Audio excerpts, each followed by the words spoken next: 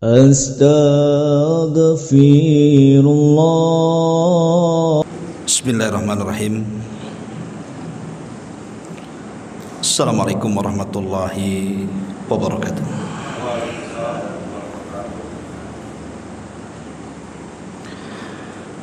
Alhamdulillah, wassalatu wassalamu ala rasulillah wa ala alihi wa sahbihi wa mawalah wa la hawla wa la quwata illa billahi wa ba'du. Alhamdulillah, di malam hari ini kembali kita bisa duduk untuk bertalabul ilmi. Tak lupa salawat dan juga salam kita hadiahkan kepada Rasul kita Nabi besar Muhammad sallallahu alaihi wa ala alihi wasallam. Kita lanjutkan kembali kajian kita, masih membahas qasasul Quran,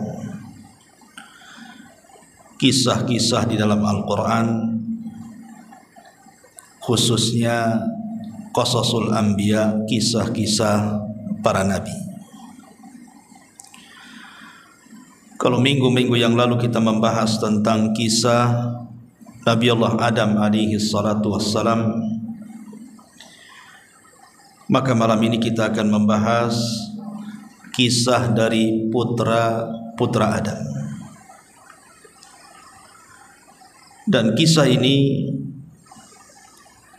dimuat dalam berbagai macam kitab langit.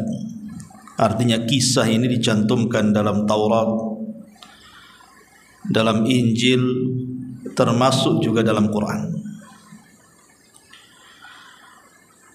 Dan di dalam Al-Quran kisah ini disebutkan dalam surah Al-Ma'idah ayat 27 sampai 31. Dikenal dengan kisah Habil dan Qabil. Sebelum saya bacakan ayatnya, kita berikan gambaran dulu tentang global kisah. Ketika Nabi Allah Adam alaihi salatu wassalam dan juga istrinya Hawa diturunkan oleh Allah subhanahu wa ta'ala ke bumi, dan Allah katakan kulnah bitu minha jami'ah, keluarlah kalian semua dari sorga. Kemana? Ke bumi. Artinya Adam alaihi salatu wassalam diturunkan dari sorga ke bumi itu memang kembali kepada asal dari keinginan Allah menciptakan keduanya. Karena Allah subhanahu wa ta'ala pernah bicara di hadapan para malaikat, inni ja'ilun fil ardi khalifah, aku akan jadikan di bumi ini seorang khalifah. Khalifah itu maksudnya makhluk yang bergenerasi. Artinya Adam alaihi salatu wassalam tidak akan lama hidup di sorga, karena dia harus menghuni bumi menjadi khalifah. Apalagi Allah subhanahu wa ta'ala mengatakan kullu nafsin dha'iqatul maut, setiap jiwa itu pasti mati. Kalau Adam tetap di sorga, dia tidak akan mati. Sementara setiap manusia harus mengalami yang namanya kematian. Supaya Adam bisa mati, ya dikeluarkan dulu dari sorga, kan gitu. Lah karena Adam sudah dipilih oleh Allah subhanahu wa ta'ala menjadi khalifah, makhluk yang bergenerasi, artinya harus ada keturunan. Makanya Allah subhanahu wa ta'ala perintahkan Adam untuk menggauli Hawa. Dari sinilah muncul keturunan Adam. Dalam kisah bahwa Adam itu dianugerahkan oleh Allah subhanahu wa ta'ala 40 keturunan, tapi dalam 20 kelahiran. Artinya sekali melahirkan Hawa itu selalu kembar. Sehingga jumlah seluruh putra-putri Adam itu ada 40, 20 laki-laki dan 20 perempuan. Lah yang paling besar itu namanya Qabil. kemudian adiknya namanya Habil. Tidak disebutkan nama lain, itulah yang dikenal namanya. Padahal putra-putra Adam kan banyak, tapi itu yang dikenal karena inilah kisah yang kita akan ambil dari Quran. Ketika kemudian Qabil dan juga kembarannya ataupun Habil dan kembarannya sudah menginjak dewasa, maka Allah Subhanahu wa taala perintahkan Adam untuk menikahkan mereka. Karena tidak ada orang lain kecuali anak-anaknya, maka akhirnya Allah perintahkan untuk menikah silang, di mana kembaran Habil menikah dengan Qabil dan kembaran Qabil menikah dengan Habil. Tetapi Allah Subhanahu wa taala takdirkan bahwa kembaran Habil ini tidak terlalu cantik. Beda pula dengan kembaran Qabil, dia cantik. Jadi kebalik gitu ya. Habil ini orangnya tampan, tapi kembarannya tidak cantik. Qabil pula orangnya tak tampan, kembarannya pula cantik. Begitulah memang keturunan manusia. Terkadang anak-anak kita pun satu dengan yang lainnya kan berbeda kan itu. Tidak semua sama. Ada yang ikut muka bapaknya, ada ikut muka ibunya, ada yang gado-gado keduanya. Lah dari sinilah kemudian syaitan datang. Karena syaitan tidak berhasil menggoda Adam alaihi salam dan juga Hawa, maka dibidaklah keturunannya. Dan ingat ketika itu belum ada yang namanya kesyirikan. Setan belum bisa menggoda Bani Adam sampai menyembah berhala, dan itu selama 10 abad. Karena terjadi kesyirikan itu di zaman Nabi Nuh. Sementara Adam ke Nabi Nuh itu 10 abad, artinya 1000 tahun baru terjadi kesyirikan. Sehingga kemudian ketika iblis tidak bisa menggoda anak-anak Adam untuk menyekutukan Allah Azza wa Jalla, maka dicarinya langkah lain. Datanglah iblis ke telinga Qabil, memberikan was-was di sini, dan mengatakan kepada Qabil, seraya memberikan was-was, wahai Qabil, pandanglah kembaranmu yang cantik itu, dan pandang pula kembaran Habil yang jelek itu. Apakah kau ridha mengambil yang jelek dan meninggalkan yang cantik? Karena ingat ikhwatu fiddin, muliakan Allah Azza wa Jalla, tabiat manusia, kalau laki-laki pasti suka perempuan. Tapi kalau perempuan bukan hanya suka ke laki-laki, dia banyak kesukaannya. Dia suka dengan tas, dengan baju, dengan sepatu, macam-macam kalau perempuan suka. Laki-laki cuma satu aja, sukanya perempuan. Makanya kalau disuruh dipilih nih, ada 2 perempuan, yang satu kaya tapi jelek, yang satu miskin tapi cantik, pasti laki-laki milih yang cantik. Gak apa-apa miskin, yang penting cantik kan itu. Itu tabiat laki-laki. Makanya kemudian tabiat Qabil ini setelah diberikan was-was oleh syaitan, oleh iblis ini, mulai dia hasad dalam hatinya. Itulah penyakit yang pertama yang terjangkit pada manusia di bumi. Penyakit hasad. Hasad ini yang sebelumnya telah terjangkit kepada iblis di langit, sekarang terjangkit pula di bumi kepada Qabil. Jadi hasad ini bahaya, karena penyakit hati yang pertama muncul di langit dan di bumi. Sehingga kemudian Qabil ini memberontak, protes kepada ayahnya, seolah-olah itu adalah rekayasa ayahnya Adam. Tapi Nabi Allah Adam alaihi salatu wassalam memastikan kepada putra-putranya bahwa ini perintah Allah, bukan keinginannya.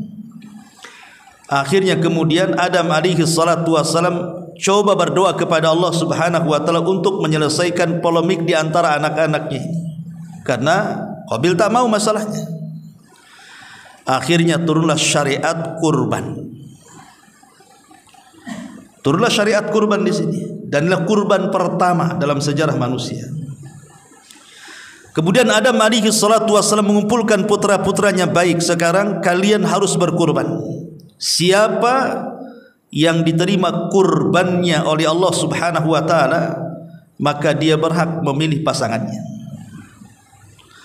Lah kebetulan Habil ini dia suka berternak, artinya banyak ternaknya. Ya dengan itulah dia berkurban. Dia mengambil kambing yang paling cantik, yang paling baik, karena tahu ini kurban akan diserahkan kepada Allah Subhanahu wa taala. Tidak sembarang. Ya. Sementara Qabil ini memang pada dasarnya sudah ada penyakit hati, tidak terima dengan putusan Allah Subhanahu wa taala, sehingga tidak ada keinginan untuk berkorban, menyediakan kurban terbaik untuk Allah Azza wa Jalla. Diberikannya pula kurban terburuk dalam kurbannya. Lah kebetulan Qabil ini suka berkebun. Ada yang mengatakan bahwa dia meletakkan buah-buah yang sudah busuk. Ada juga yang mengatakan biji-biji gandum yang sudah rusak. Jadi menggabungkan banyak kerusakan Qabil ini. Pertama, kurbannya tidak bagus. Yang kedua, hatinya jahat. Macam mana akan diterima kurbannya? Akhirnya mulailah kemudian kurban itu diletakkan di atas bukit. Karena di zaman itu berkurban itu harus mencari tempat ketinggian. Maka diletakkanlah kemudian di atas bukit kambingnya dan juga buah-buahan buruk itu. Kemudian semua menanti apa yang akan terjadi. Kemudian setelah itu Allah Subhanahu wa taala mulai memberikan tanda-tanda diterima kurban salah satu dari keduanya. Dengan cara apa? Mengirim halilintar. Halilintar ini kemudian akan menyambar setiap kurban yang diterimanya. Allah takdirkan halilintar itu mengenai kambingnya Habil dan langsung terbakar. Pertanda bahwa kambing Habil ini diterima. Subhanallah, zaman dulu orang korban itu nampak diterima tidaknya. Kalau di zaman sekarang kita korban kan nggak nampak diterima tidaknya. Yang penting bawa ke masjid sapi, kambing ataupun unta kemudian disembelih. Diterima tidaknya wallahu alam kan gitu ya. Tapi zaman itu diterima. Oh ini korbannya orang ikhlas, nampak diterima, kena halilintar. Oh ini tak ikhlas, tak kena halilintar. Alhamdulillah gitu ya. Kita juga bersyukur bahwa tidak ditampakkan seperti kurbannya orang dulu. Coba kau ditampakkan, nampak umpamanya sapinya kena halilintar, si kambing pula tidak, apa enggak suudon? Oh, jangan-jangan kau korban dari uang korupsi kan? Enggak diterima kan? Nanti kan suudon jadinya. Tapi itulah syariat Islam berbeda dengan syariat orang dulu. Intinya bahwa korbannya Habil diterima, korbannya Qabil ditolak.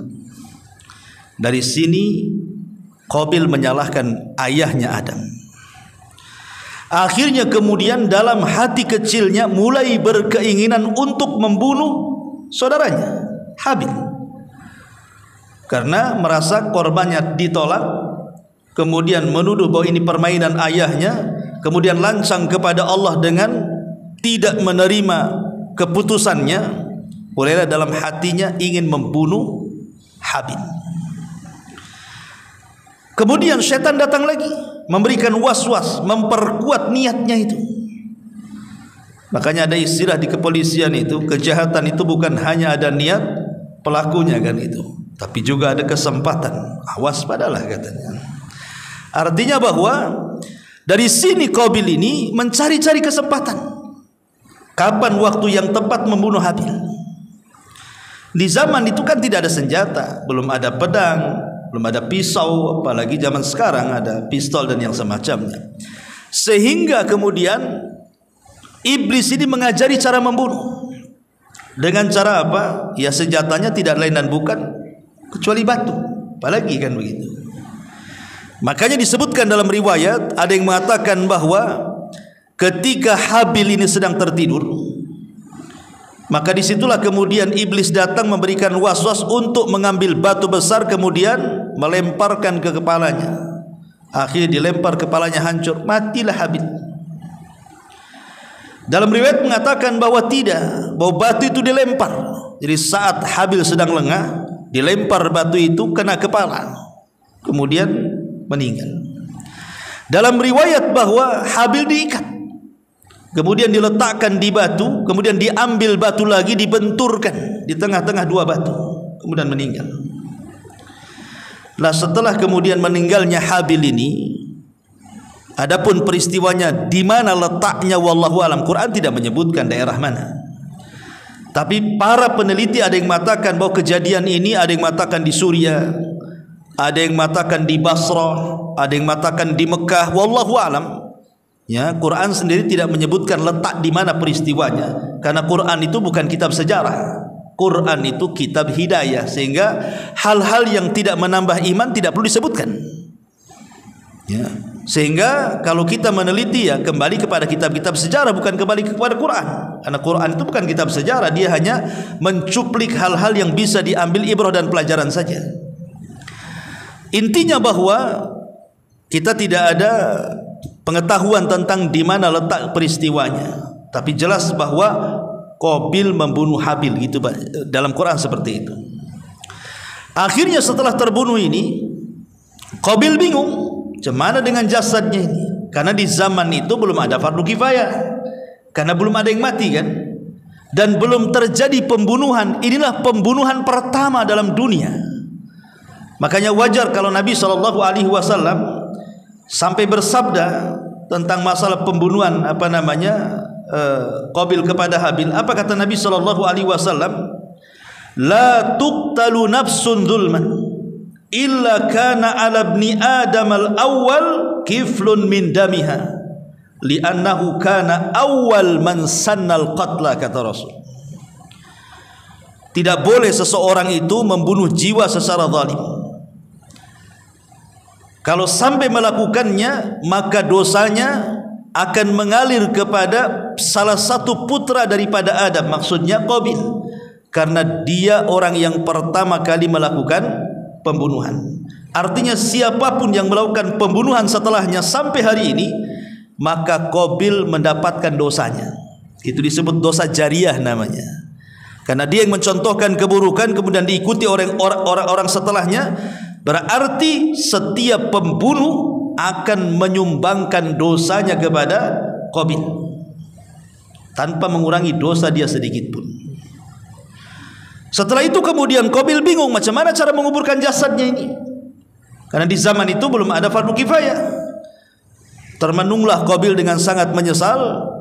Kemudian dia melihat ada burung gagak yang sedang berkelahi dengan temannya. Kemudian satu burung gagak mengalahkan temannya sampai mati. Kemudian oleh burung gagak yang menang ini dikoreklah kemudian tanah, kemudian dimasukkan temannya yang dibunuhnya, kemudian dikuburkannya.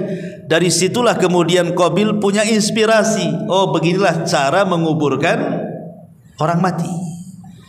Maka kemudian mulailah Qabil mengorek tanah, kemudian memasukkan Habil, kemudian menguburkannya.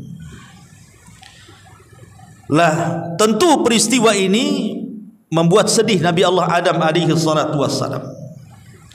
Maka untuk kemudian supaya tidak terjadi apa-apa, makanya Qabil kemudian lari membawa kembarannya ke lembah, dan mereka akhirnya hidup di lembah, sementara Adam alaihi salatu wassalam hidup di perbukitan. Sejak itu Adam melarang tidak boleh anak turunannya bercampur baur dengan Qabil. Tidak boleh sampai meninggalnya Adam alaihi salatu wassalam. Kemudian ketika Adam mengetahui bahwa Habil meninggal dunia, dan Habil itu kan anak kesayangan Adam, mewarisi sifat-sifat Adam. Kalaulah seandainya Adam meninggal, tentu Habil akan jadi nabi sebagai penerusnya. Tetapi Allah takdirkan Habil meninggal. Dari sini Adam kemudian sedih. Akhirnya Allah subhanahu wa ta'ala ganti dengan kelahiran satu anak tanpa kembar, namanya Syith. Syith itu disebut hibatullah namanya, nabi yang merupakan pemberian dari Allah subhanahu wa ta'ala. Itulah nabi kedua setelah Adam. Adam dulu, kemudian Adam meninggal, kenabian turun kepada putranya namanya Syith. Kemudian Syith meninggal, kemudian kenabian turun kepada cucunya namanya Idris, ya. Kemudian terus sampai kepada Nabi Nuh alaihi salatu wassalam. Ini secara global kisah daripada Qabil dan Habil. Oke, untuk membentangkan kisah ini kita akan kupas surah Al-Maidah ayat 27 sampai 31. A'udzubillahi minasyaitonir rajim. Bismillahirrahmanirrahim. Watlu 'alaihim naba abnai Adam bil haqq idh qarraba qurbanan fatuqbila min ahadihima wa lam yutaqabbal minal akhar. Ceritakan wahai Muhammad kepada mereka umatmu tentang kisah dua putra Adam, maksudnya Habil dan Qabil. Ketika keduanya berkurban, kemudian salah satu kurban keduanya diterima dan yang lainnya ditolak.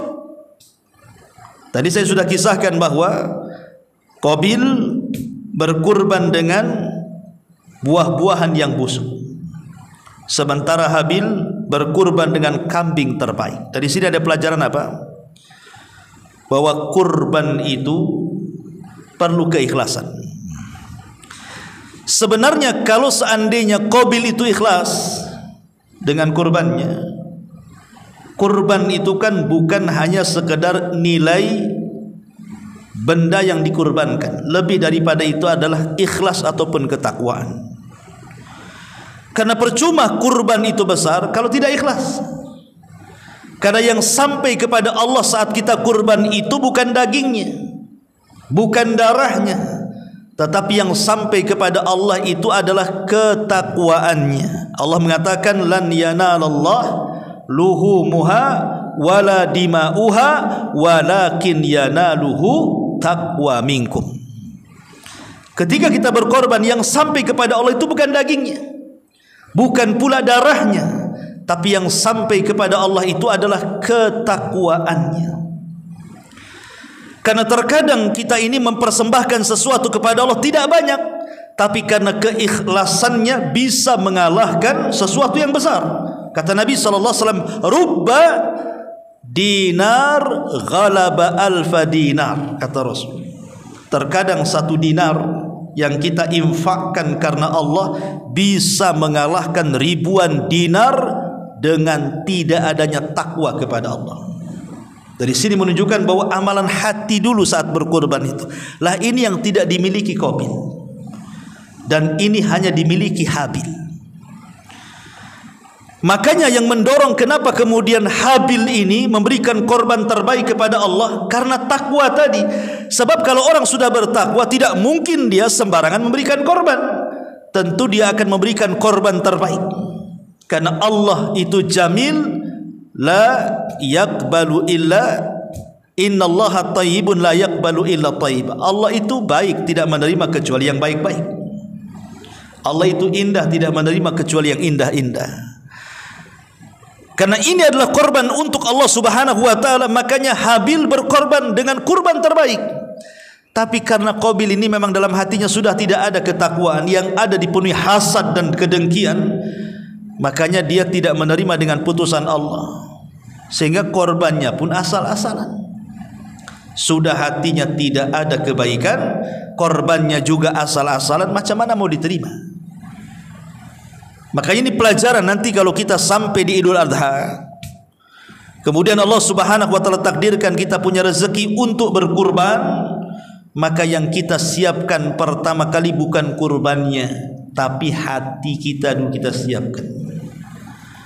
Karena dikhawatirkan korban yang kita korbankan itu tidak diterima oleh Allah kan. Ketika hati kita tidak ikhlas, justru hanya untuk riak-riaan, supaya orang memuji dengan kurban kita, supaya orang-orang itu membicarakan kurban kita. Untuk apa kurbannya kalau begitu? Maka dipersiapkan itu hati. Baru setelah itu kurban terbaik kepada Allah Subhanahu wa taala. Kemudian Allah mengatakan, qala la aqtulannak. Maka kemudian Qabil pun marah ketika kurbannya tidak diterima. Dia pun berjanji untuk membunuh Qabil dan mengatakan, membunuh Habil dan mengatakan la aqtulannak. Qabil berkata, sungguh aku akan membunuhmu. Dari sini sudah ada niat. Qabil sudah ada niat jahat kan untuk membunuh Habil. Ya. Begitulah syaitan. Kalau menjerumuskan orang itu bukan satu langkah, tapi berlangkah-langkah.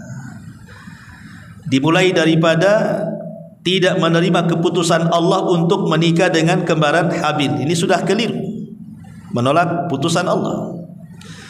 Yang kedua, kemudian hasad. Yang ketiga, kemudian mempersembahkan korban asal-asalan. Yang keempat, mulai ada hati ingin membunuh saudaranya. Begitulah syaitan. Makanya Allah Subhanahu wa taala mengatakan ketika bicara soal langkah-langkah syaitan, apa kata Allah? Wala tattabi'u khutuwatis syaitan. Jangan kalian mengikuti langkah-langkah syaitan. Karena syaitan ini bukan satu langkah ketika menggoda kita. Saya contohkan di satu kisah. Dulu di zaman Bani Israel, ada 3 orang bersaudara. Tiga-tiganya ini anak daripada seorang raja, ingin berjihad, merebut kekuasaan ayahnya yang direbut orang lain. Masalahnya 3 orang bersaudara ini punya saudari satu, seorang wanita. Akhirnya kemudian 3 orang ini berpikir, kita akan jihad, kita akan titipkan kepada siapa adik kita perempuan ini. Tak mungkinlah kita tinggalkan atau kita ikutkan dalam jihad. Akhirnya sepakat tiga-tiganya untuk menitipkan di seorang pendeta. Kan namanya pendeta kan orang alim gitu dalam Islam kan. Tidak mungkin kemudian macam-macam. Datanglah kepada seorang pendeta, seorang ahli ibadah di zaman Bani Israel yang terkenal kealimannya dan ahli ibadahnya. Awalnya pendeta ini menolak, tidak mau, takut fitnah. Tapi karena didesak oleh 3 orang ini dan mempercayakan wanita itu kepada pendeta tadi, lambat laun pendeta ini akhirnya mau. Kemudian dibuatlah rumah yang terpisah dengan rumah sang pendeta ini. Setiap hari pendeta ini hanya ngasih makan tapi diletakkan di depan pintunya. Setiap hari seperti itu, tidak ada masalah. Tapi mulai setan datang kepada sang pendeta membisikkan dan mengatakan, sebaiknya kau ketuk rumahnya. Masa kau letakkan makanan begitu saja? Kan tidak sopan tuh. Mulailah akhirnya diketuk pula rumah itu. Sebelumnya dia tidak pernah mendengar suara wanita. Akhirnya dia mendengar suara wanita. Disinilah mulai setan masuk. Kemudian lama seperti itu diketuk. Kemudian dibilang ini ada makanan. Ya sudah begitu saja. Setan datang lagi dan mengatakan, tidakkah kau bertanya soal kondisinya? Tanyalah di balik pintu, apakah dia sehat, apakah dia sakit, apakah dia butuh ini, macam-macam. Disuruhnya suruh ngobrol. Mulailah dia mengikuti was-was setan itu. Mulai dia tanya kondisi, tanya ini, tanya itu, macam-macam, sampai akhirnya akrab. Sampai di sini tidak ada masalah, tapi setan datang lagi dan mengatakan, sebaiknya kau buka pintu tuh. Tidak bagus kau ini ngomong di balik pintu katanya. Masuklah berdua di situ, biar dia pun tenang. Akhirnya kemudian dia pun ngobrol di dalam. Akhir kisah akhirnya kemudian saling suka dan berujung kepada perzinahan. Akhirnya hamillah wanita itu. Kemudian setelah hamil wanita itu, setan datang lagi dan mengatakan kepada sang pendeta, sekarang wanita itu hamil. Bagaimana kalau saudara-saudaranya datang?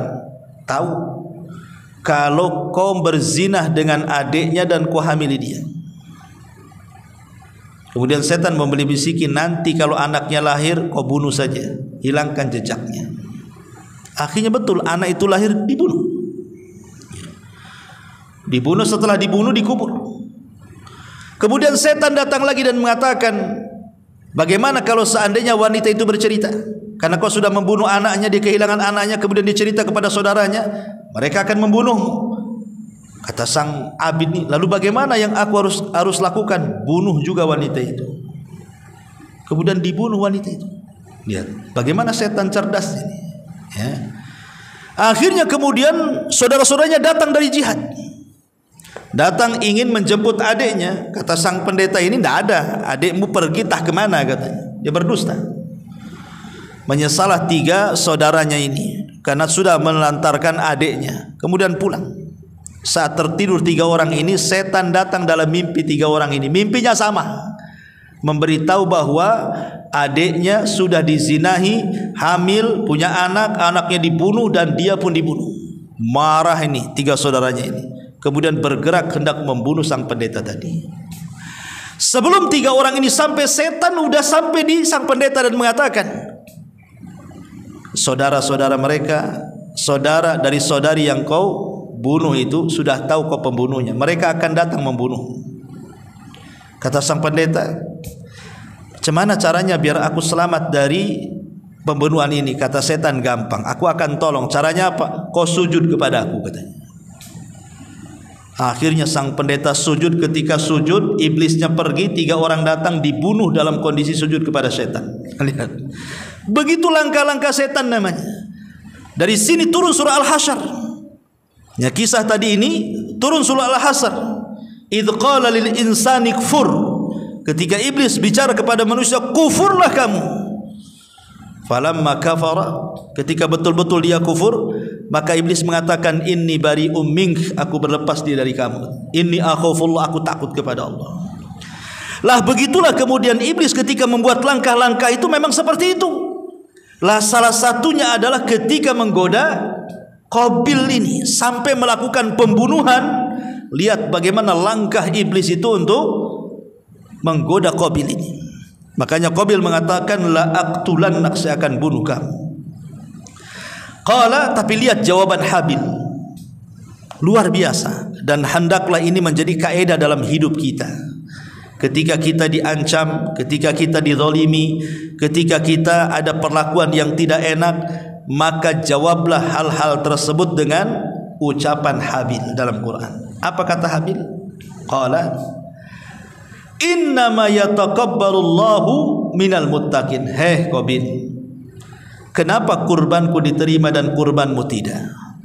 Karena kurbanku ini didasari dengan takwa. Kemudian kata Habil, la imbasatta ilayya yadaka litaqtulani ma ana bibasiti yadiya ilaika liaqtulaka. Apa kata Habil kepada Qabil? Kalau engkau ingin membunuhku, silahkan, tapi aku tidak akan membunuhmu. Padahal dijelaskan sifat-sifat dalam sejarah itu, kalau seandainya Habil ini duel dengan Qabil, dipastikan Qabil kalah. Karena Habil itu memiliki fisik yang kuat, tidak sebagaimana Qabil. Ya, kalau betul-betul mau duel ya, Qabil itu kalah dengan Habil. Makanya ketika Qabil membunuh Habil dengan cara apa? Nunggu sampai tidur lengahnya, kemudian dibentur batu kan, licik dia. Tapi walaupun Habil punya kekuatan untuk membalas saudaranya Qabil itu, Habil tidak. Dia hanya mengatakan, kalau engkau ingin membunuhku silahkan, tapi aku tidak akan membunuh. Alasannya apa? Inni akhafullah rabbal alamin, karena aku takut kepada Allah subhanahu wa ta'ala, Rabb alam semesta. Inni uridu an tabu'a bi ismi wa ismika fatakuna min ashabin nar wa dzalika jazaa'u zalimin. Karena aku ingin menggabungkan dosaku kepada dosamu, sehingga engkau kelak akan masuk neraka, dan itulah balasan orang-orang zalim. Lihat bagaimana jawaban Habil kepada Qabil. Begitu indahnya. Makanya kalau kita sedikit mengupas sejarah kematian Utsman ibn Affan radhiyallahu anhu. Utsman salah satu khalifah Islam, khalifah ketiga, Utsman ibn Affan. Utsman ibn Affan ini dibunuh oleh siapa? Oleh kelompok pemberontak yang disebut dengan kelompok Sabaiyah. Yang mendirikannya adalah Abdullah ibn Saba, seorang Yahudi dari Son'a Yaman, pura-pura masuk Islam di zaman Utsman. Dialah yang kemudian melakukan pemberontakan dengan menghasut anak-anak muda Mesir, anak-anak muda Kufah, anak-anak muda Irak, karena tidak bisa menguasai Madinah dan Mekah. Orang-orang Madinah Mekah tahu siapa Utsman, tapi orang-orang Mesir, orang-orang Kufah, orang-orang Basrah tidak tahu, apalagi orang-orang yang baru-baru masuk Islam. Dihasutnya mereka untuk memberontak. Akhirnya datanglah di musim haji 5.000 pasukan anak-anak muda yang disebut dengan kelompok Sabaiyun datang ke kota Madinah. Lah pasukan sedang haji, Madinah kosong. sehingga mencekam Madinah itu ketika itu. Bayangkan rumah Utsman dikepung, 5.000 pasukan mengepung rumah Utsman. Tidak ada yang membela Utsman karena tidak ada pasukan di situ. Pasukan semua ada di Syam, di bawah Muawiyah bin Abi Sufyan. Akhirnya kemudian mereka mendobrak rumah Utsman dan membakarnya. Kemudian mereka mulai mengancam Utsman ibn Affan. Tapi Utsman tidak melawan. Kalau Utsman mau, bisa saja dia kerahkan pasukan. Tapi Utsman tidak mau. Apa kata Utsman? Persis seperti yang diucapkan Habil kepada Qabil. Kalau engkau ingin membunuhku silahkan, tapi aku tidak akan menyerang kalian. Aku ingin dosaku aku berikan kepada kalian dan kalian akan menjadi penduduk neraka, katanya. Itulah jawaban Utsman, persis seperti jawaban Habil kepada Qabil. Akhirnya Utsman pun dibunuh secara sadis. Bayangkan, Utsman dibunuh secara sadis. Bahasa kitanya sampai dimutilasi, bahasa kitanya. Potong sana, potong sini. Makanya wajar kalau kemudian Muawiyah bin Abi Sufyan di Syam tidak terima dengan pembunuhan ini. Makanya mereka bergerak kan gitu, meminta kepada Ali supaya mengadili setiap para pembunuh Utsman. Tapi Ali ketika itu punya wacana sendiri, karena di belakang pembunuh Utsman ini kan kabilah-kabilah besar. Kalau ditangkap bisa perang saudara. Kata Ali radhiyallahu anhu mengatakan begini saja, baiat aku dulu, baru kita tangkap, kita satukan kekuatan, kita tangkap para pembunuh. Kata Muawiyah tidak bisa, tangkap dulu, adili. Kata Ali, oh tidak bisa, baiat aku dulu, baru kita tangkap. Tidak sepaham. Terjadilah perang besar dalam Islam. Itulah perang saudara pertama dalam Islam, kubu Ali radhiyallahu an dengan kubu Muawiyah bin Abi Sufyan di Syam, yang disebut dalam sejarah dengan perang Siffin namanya. Kemudian disusul dengan perang Jamal. Ya, dan itu kisahnya panjang. Intinya bahwa bagaimana Habil ini mengajarkan kepada kita, kalau kita dizalimi, kalau kita disakiti, maka jangan membalas kejahatan dengan kejahatan, tapi balaslah kejahatan dengan kebaikan, supaya dibedakan mana satu yang berakal, mana satu yang tidak berakal. Kalau setiap kejahatan kita lawan dengan kejahatan, apa bedanya kita dengan dia? Yang lebih parah lagi, kejahatannya satu kita balas dengan 3 kejahatan, berarti lebih jahat kita dibandingkan dia. Makanya dalam Islam itu boleh kita membalas kejahatan, tapi dengan kejahatan yang sama, tidak boleh lebih. Tapi sebaiknya idfa billati hiya ahsan. Kalau memang kita bisa membalas kejahatan dengan kebaikan, itu lebih baik lagi, supaya terbedakan mana orang baik, mana orang jahat di sini. Ya. Kemudian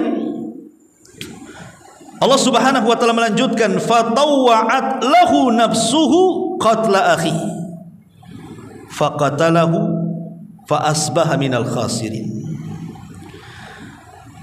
Maka kemudian Qabil pun mulai dalam hatinya ada keinginan membunuh saudaranya. Dan awalnya ikhwatu fiddin, itu kan awalnya dari niat. Habil kan awalnya niat dulu, ingin membunuh, bukan semata-mata langsung membunuh, tidak, sudah ada rencana di sini. Makanya kenapa dalam Islam itu sangat dibutuhkan yang disebut dengan tazkiyatun nafsi, namanya ya, pembersihan jiwa. Karena setiap kejahatan itu berawal dari niat, dari hati. Makanya diutusnya Nabi SAW kepada umat itu salah satunya bukan hanya membacakan Quran, tetapi wa yuzakkihim, untuk membersihkan hati-hati manusia. Dibersihkan dari dendam, dibersihkan dari hasad, dibersihkan dari dengki, dibersihkan dari macam-macam penyakit. Karena kalau sudah hati ini bersih, maka badan akan bersih. Tapi kalau hati ini kotor, badan ikut kotor. Kata Rasul, ala wa inna fil jasadi mudghah, idza saluhat saluhal jasadu kullu, wa idza fasadat fasadal jasadu kullu, ala wahyal qalbu. Ingat, dalam badan kita ini ada segumpal daging. Kalau dia baik, semua badan baik. Kalau dia jahat, semua badan rusak. Itulah hati manusia. Makanya Imam Ibnul Qayyim mengatakan, al-qalbu kal malik, hati itu seperti raja, dialah yang menggerakkan badan. Ketika hati Qabil ini jahat, sudah ada niat untuk membunuh, maka hati itu yang menggerakkan tangan Qabil betul-betul membunuh Habil. Faqatalahu fa asbaha minal khasirin. Maka betul-betul dia membunuh Habil, maka dia termasuk orang-orang yang rugi. Kemudian Allah Subhanahu wa taala katakan, fa ba'atsallahu ghuraba yabhasu fil ardi liyuriyahu kaifa yuwari sawata akhi. Kemudian Allah Subhanahu wa taala menyuruh seekor burung gagak untuk menggali di bumi untuk memperhatikan kepada Qabil bagaimana seharusnya menguburkan mayat saudaranya. Maka Qabil pun ketika melihat burung gagak itu mencontohkan bagaimana menguburkan saudara gagak yang dibunuh, apa kata Qabil? Ya wailata ajaztu an akuna misla hadzal qurab fa uwariya sau'ata akhi fa asbaha minan nadimin. Duhai celaka aku, kata Qabil, mengapa aku tidak mampu berbuat seperti burung gagak ini, lalu aku dapat menguburkan mayat saudaraku ini. Karena itu jadilah dia orang-orang yang menyesal. Nyesalnya itu bukan karena membunuh si Habil, kan kurang ajar kan. Nyesalnya itu karena dia tidak tahu bagaimana cara menguburkan menguburkan Habil. Setelah dia melihat gagak, oh begitu caranya, nyesel aku katanya. Kan harusnya menyesal itu kalau membunuh dari dosa bunuhnya, kan begitu ya. Tapi bukan itu, artinya dia tidak menyesal sama sekali. Dan itu kejahatan yang luar biasa. Sementara kita tahu bahwa dosa itu, maksudnya dosa besar pembunuhan itu tidak bisa diterima taubatnya kecuali dengan taubatan nasuha. Apa taubatan nasuha dan apa itu nasuha? Nasuha itu artinya yang menasihati. Siapa yang dinasihati? Orang yang bertobat. Kalau disebut taubatan nasuha berarti taubat yang menasihati kepada orang bertobat untuk lebih baik lagi, itu maksudnya. Dengan cara apa? Menyesal, berjanji untuk tidak mengulang, kemudian juga menjauhi dosa-dosa, kemudian diiringi dengan perbuatan baik supaya menghapuskan perbuatan buruk. Begitu cara taubat nasuha. Tapi Qabil tidak menyesal karena dosanya, justru menyesal karena tidak bisa menguburkan saudaranya seperti gagak menguburkan saudaranya. Begitulah maksiat, ikhwatu fiddin, kadang-kadang mengeraskan hati. Maksiat ini mengeraskan hati. Taib, ma'asyiral muslimin yang dimuliakan Allah Azza wa Jal, kita ambil petik pelajaran dari kisah Habil dan Qabil ini. Pertama yang kita bisa ambil petik dari kisah ini, pertama tentang bahayanya hasad. Lihat bagaimana bahayanya hasad terhadap manusia. Hasad ini, saya ulang dari awal bahwa dia adalah penyakit yang pertama terjangkit di langit dan penyakit yang pertama terjangkit di bumi. Adapun di langit hasadnya iblis kepada Adam, adapun di bumi hasadnya Qabil kepada Habil. Hasad ini kalau kita fikirkan, sebenarnya tidak ada faedahnya orang hasad itu. Kenapa? Pertama, hasad itu akan membuat orang itu bingung sepanjang masa, stres sepanjang masa. Kenapa? Karena mikirkan nikmat yang ada pada orang. Jadi nggak tenang hidupnya kan. Mikirin tetangganya saja, kenapa dia bisa bangun rumah, kenapa dia bisa beli kendaraan, kenapa dia bisa, akhirnya stres, malas. Jadi orang yang hasad itu hakikatnya orang bingung sepanjang masa itu, karena dia mikirkan nikmat orang, tidak pernah memikirkan dirinya sendiri. Ini yang pertama. Yang kedua, hasad ini kan bagian daripada musibah. Harusnya musibah itu kan membawa nikmat gitu ya, membawa pahala. Tapi hasad ini musibah yang membawa dosa. Kalau orang sabar dengan musibah itu kan dapat pahala kan. Tapi hasad ini musibah yang membawa dosa. Dan dia pada hakikatnya tidak menerima pemberian Allah, sehingga dia protes kepada Allah. Protesnya apa? Kenapa orang itu kaya, kenapa saya miskin? Kenapa orang itu diberikan kendaraan, kenapa saya tidak? Kenapa orang itu bisa bangun rumah tingkat, kenapa saya tidak? Hakikatnya orang hasad itu menolak takdir, ikhwan. Kalau ngomong-ngomong itu seperti itu sebenarnya. Ya, kalau dia mau diucapkan orang hasad itu menolak takdir, seolah-olah dia protes kepada ya Allah, kenapa orang itu seperti itu, kenapa saya tidak begitu. Itulah orang hasad. Dia tidak menerima dengan takdir Allah Subhanahu wa taala. Dan orang hasad itu adalah musuh daripada nikmat. Harusnya kalau ada tetangga kita berhasil, apa yang harus kita katakan? Alhamdulillah, tetangga saya diberikan nikmat oleh Allah, mampu melunasi rumahnya. Ya Allah, kalau bisa aku pun diberikan rumah jauh lebih baik daripada rumah dia. Harusnya seperti itu. Ya. Jadi kalau seandainya tetangga kita punya mobil, kita katakan alhamdulillah Allah berikan tetangga kita kendaraan, tapi ya Allah berikanlah kepadaku kendaraan yang jauh lebih baik daripada kendaraan dia. Jadi kita tetap bersyukur kepada Allah tanpa hasad kepada tetangga. Karena apa gunanya coba? Orang hasad ini hancur sendiri dibandingkan orang yang dihasadi. Halakal hasid qoblal mahsud. Orang yang hasadi terkadang hancur, dan orang yang dihasadi itu tenang-tenang saja. Kalau kita hasad sama tetangga, tetangga kan tidak tahu kalau kita hasadi. Dia tenang-tenang saja, kita yang sakit hati. Nah, dari sini ma'asyiral muslimin yang dimuliakan Allah Subhanahu wa taala, maka hasad ini penyakit yang luar biasa. Karena hasad ini ternyata menyimpan syaitan di matanya, melahirkan penyakit ain, kata ulama. Makanya kita ini orang yang dihasadi harus takut kepada orang hasad. Karena orang hasad ini terkadang bawa sihir.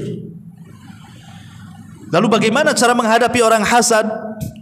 Kata ulama, lawanlah mereka dengan lawannya. Kalau hasad itu menghendaki kenikmatan kita hilang, maka kita lawan kenikmatan ini. Bagaimana supaya jangan sampai hilang? Kita berdoa kepada Allah supaya diberkahi hartanya. Jadi kalau kita baru beli rumah, ya Allah berkahi rumah saya. Kalau kita baru beli kendaraan, ya Allah berkahi kendaraan saya. Kalau kita baru melahirkan, ya Allah berkahi anak saya. Terus setiap Allah berikan nikmat berdoa seperti itu. Karena berkah itu bertambah nikmat. Sementara hasad itu menginginkan nikmat kita hilang. Makanya lawan hasad dengan lawannya. Ya, seperti itu caranya. Yang kedua, biarlah Allah yang melawan orang hasad itu. Karena kita tidak tahu tetangga mana yang hasad sama kita, kiri, kanan, depan, belakang, tahu yang mana satu orang hasad itu. Melihat orang hasad itu seperti melihat setan, karena nggak tahu kita mana satu. Terkadang ada orang baik dengan kita, dia pula yang hasad dengan kita. Karena kita tidak tahu yang mana satu yang hasad kepada kita itu, maka minta kepada Allah pertolongan. Biarlah Allah yang melawannya dengan memperbanyak kalimat la haula wala quwata illa billah. Tidak ada daya dan kekuatan kecuali hanya milik Allah Subhanahu wa taala. Ini pelajaran yang pertama, bahayanya hasad. Yang kedua, bahayanya pembunuhan. Bahayanya pembunuhan ini bukan hanya di dunia, tapi sampai ke akhirat.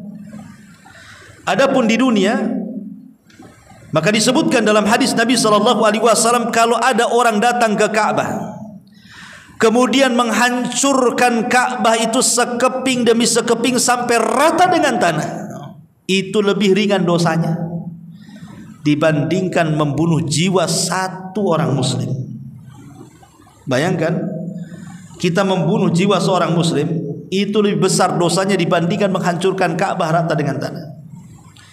Padahal kalau ada orang yang meratakan Ka'bah dengan sampai ke tanah, apa nggak viral tuh? Satu dunia mengutuk dia kan? Ya jelaslah kan itu. Ka'bah diratakan dengan tanah, apa nggak viral? Nggak barat, nggak timur, nggak selatan, nggak utara, dikenal orang tuh.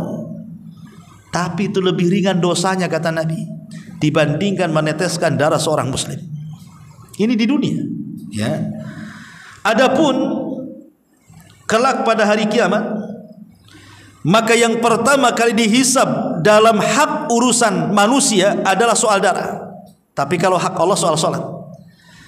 Jadi hak kita dengan hak itu kan ada dua, ada hak kita dengan Allah, ada hak kita dengan sesama manusia. Kalau hak kita dengan Allah yang pertama ditanya salat dulu. Tapi kalau hak kita dengan manusia yang pertama ditanya soal pembunuhan, soal darah. Jadi pembunuhan itu yang pertama dihisab. Ya. Adapun kemudian kelak di tempat hisab maka mereka akan tukar pahala dengan orang yang membunuhnya. Akan terjadi qisas. Kata Abdullah ibn Abbas radhiyallahu anhuma, setiap orang-orang yang dibunuh, entah dibunuhnya dengan cara diracun, entah ditusuk, entah ditembak, entah pokoknya terserah cara pembunuhannya, yang penting dia mati dibunuh.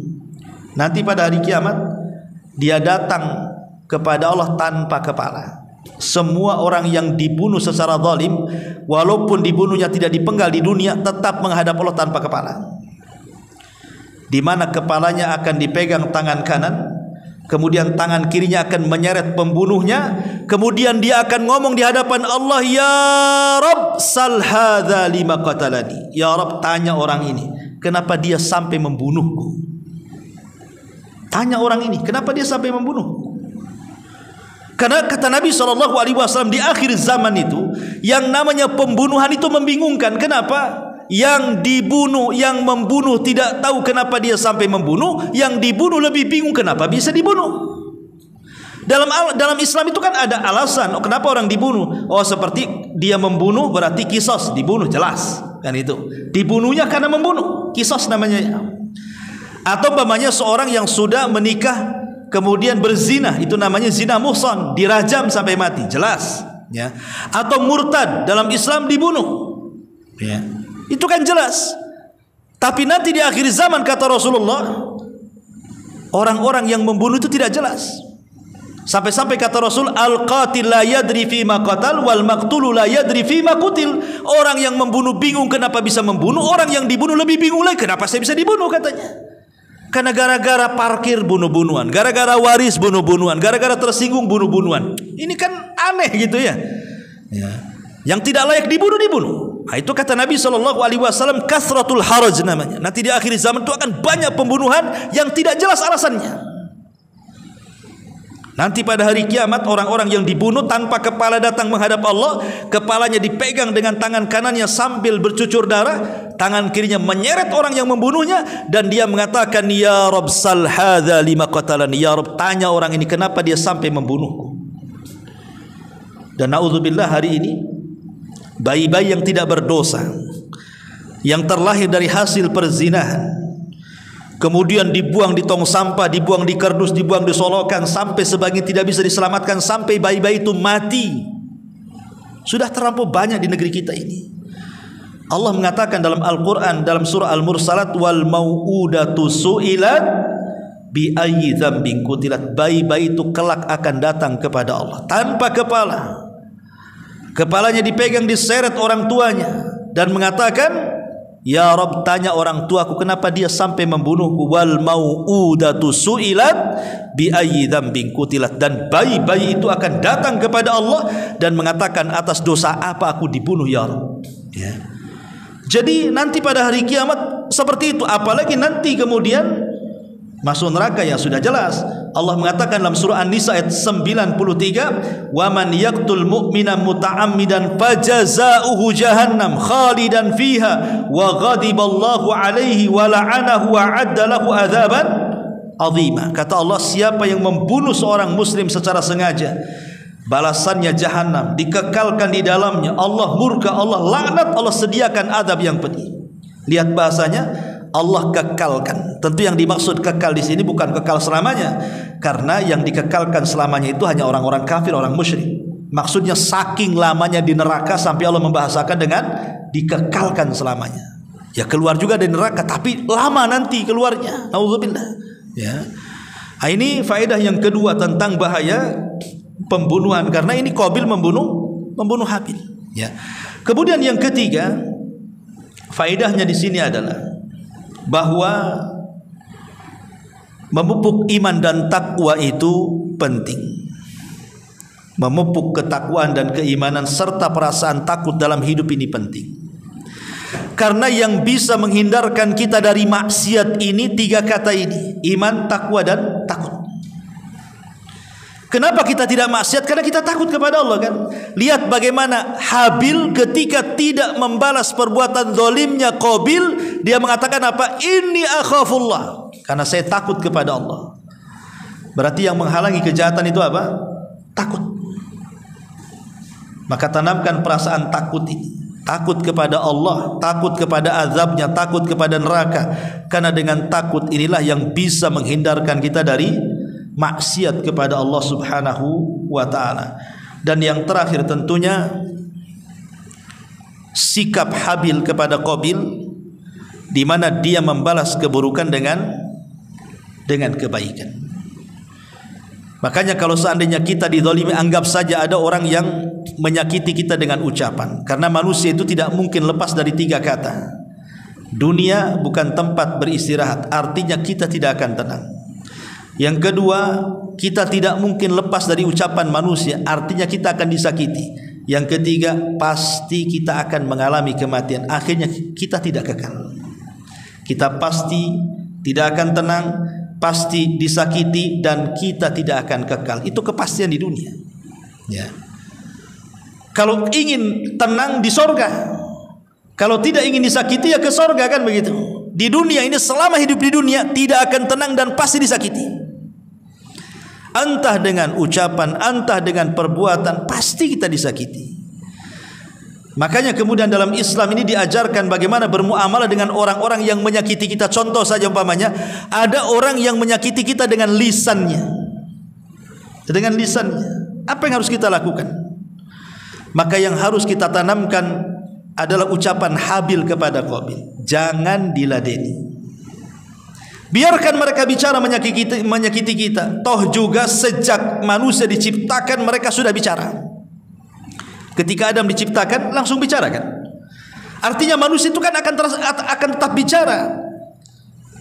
Karena kita tahu bahwa manusia sejak diciptakan dia bicara.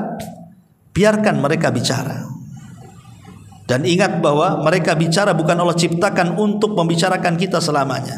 Tidak, sekali-kali saja gibah kita. Lebihnya ya bicara yang lain, kan? Biarkan dia bicara. Karena dia ngomongin kita itu ya sebentar-sebentar saja. Kecuali kalau dari lahir sampai mati ngomongin kita ya ketuk aja kepalanya, kan itu. Tapi kan tidak. Asal manusia itu sudah bicara, dan Allah tidak takdirkan bicaranya dia kepada kita itu seterusnya. Sekali-kali pasti akan berhenti. Kalau dia sariawan berhenti juga, haus, kan itu. Biarkan mereka bicara. Enggak usah diladeni. Dalam surah Luqman, ketika Allah Subhanahu wa ta'ala bicara soal suara terburuk dalam Quran, apa? Suara keledai. Allah mengatakan inna angkarul aswat la sautul hamir. Seburuk-buruk suara binatang itu adalah keledai. Aneh.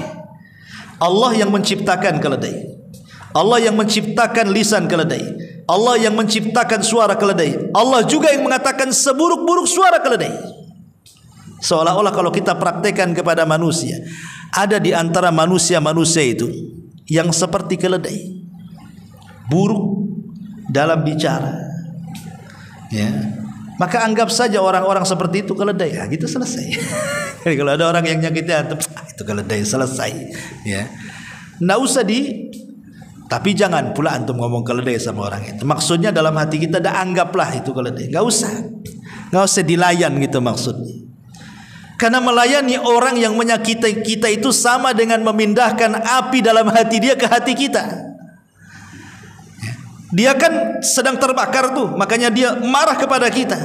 Kalau kita ikut marah, sama dengan memindahkan api yang ada di dada dia ke hati kita, terbakar pula. Akhirnya bakar-bakarlah semua di situ. Biarkan hati dia yang terbakar, hati kita jangan terbakar. Jangan terpancing.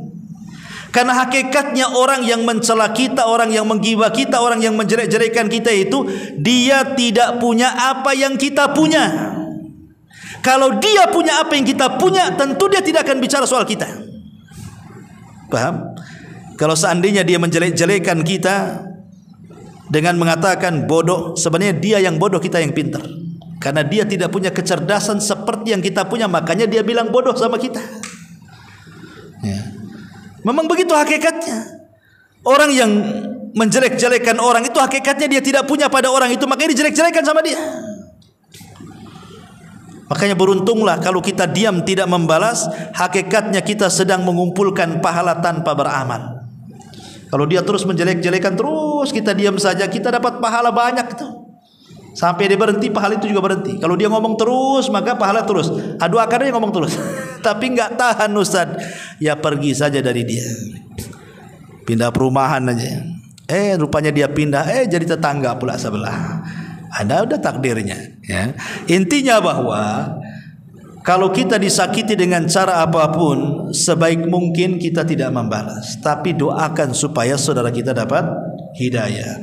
Itulah diantara kesimpulan dari kisah Qabil dan Habil. Masih banyak kisah ini nanti.